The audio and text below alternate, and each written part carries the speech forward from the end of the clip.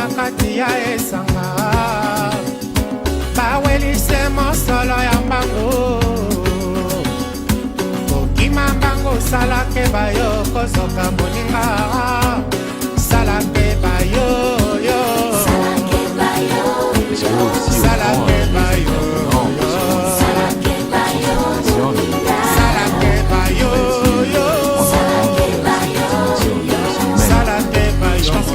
Je pense que lorsqu'on a quelqu'un, faut toujours penser que cette personne-là, c'est un être humain à la base. Il faut arrêter de voir des chiffres, de l'argent, tout autour de cette personne-là. Cette personne-là, c'est pas juste un numéro, c'est pas juste un financement, c'est une personne humaine. C'est quelqu'un qui a une idée en tête, qui veut la travailler, c'est un rêve, dans le fond, que la personne est là.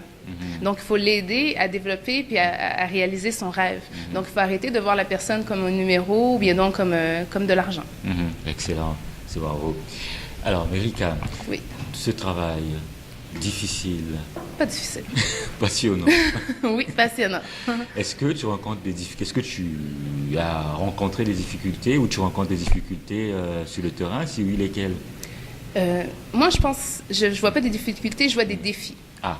Donc, je trouve que c'est des défis, des fois, auprès du personnel enseignant, parce que de travailler avec des projets, c'est déstabilisant aussi, hein, parce qu'on ne sait pas qu'est-ce que ça va faire. Est-ce que le projet va réussir? Est-ce que ça va moins bien réussir? Qu'est-ce que les jeunes vont décider de faire aussi?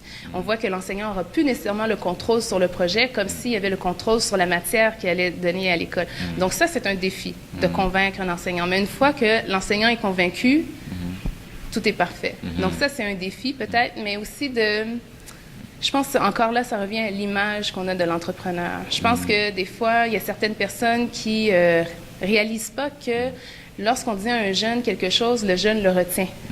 Donc ça veut dire que si on donne une idée d'un entrepreneur, le jeune, lui, il s'en souvient. Donc je pense que c'est ça aussi qui est difficile à défaire auprès du jeune, de lui mettre une belle image de l'entrepreneur. OK. C'est quoi la belle image de l'entrepreneur? Qui peut changer des vies, qui réalise... dans le fond, il faut penser que chaque personne avait un rêve. Le créateur du Cycle du Soleil avait un rêve. Lise Wattier avait un rêve. Tout le monde avait un rêve. Donc, ça part d'un rêve. Donc, il faut vraiment que les gens réalisent ça, que c'était pas nécessairement une idée financière. C'était quelque chose... Il voulait réaliser son rêve. C'était ça.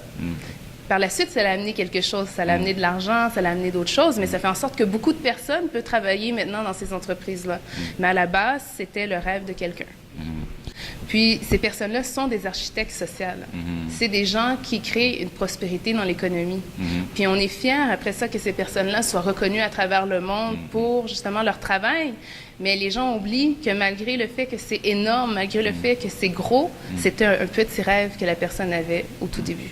Donc, ça crée de la richesse humaine, mais aussi de la richesse monétaire. Mais les deux ensemble font en sorte que ça crée une richesse pour tout le monde. Excellent.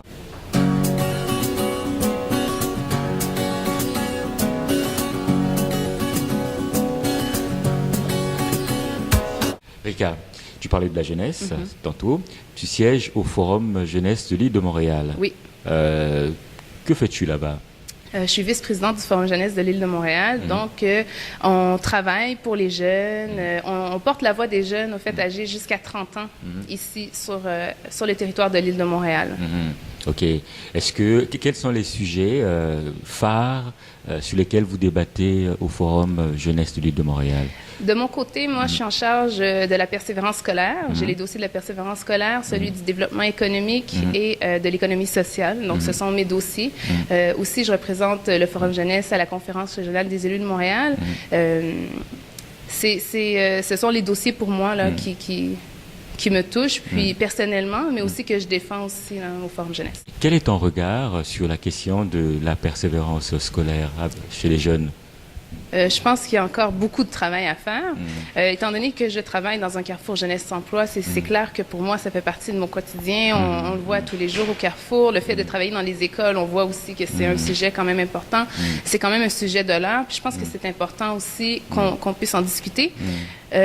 Je crois que c'est intéressant aussi de voir que l'entrepreneuriat, le milieu des affaires, on peut contribuer à la persévérance scolaire aussi. Puis je pense que le lien est très important.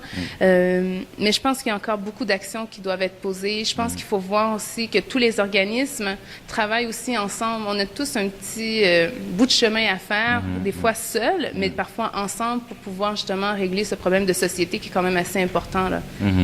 Parce que ça constitue quand même l'avenir. On parle là quand même de l'avenir. C'est l'avenir, c'est la création d'entreprises, c'est des employés dans les entreprises, c'est beaucoup.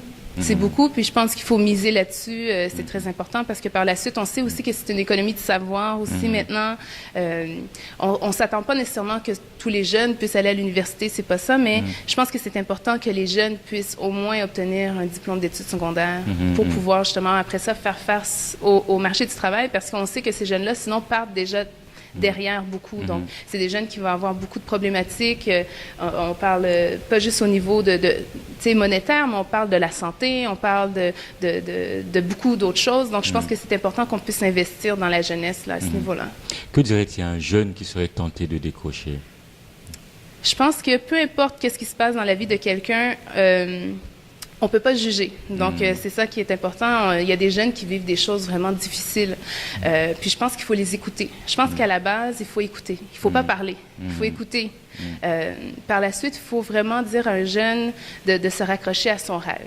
Parce que je pense que lorsqu'on raccroche quelqu'un à son rêve, peu importe qu'il soit jeune, qu'il soit plus âgé, je pense que c'est là qu'on trouve la motivation de continuer puis de persévérer. Excellent. C'est très bien ça. Mais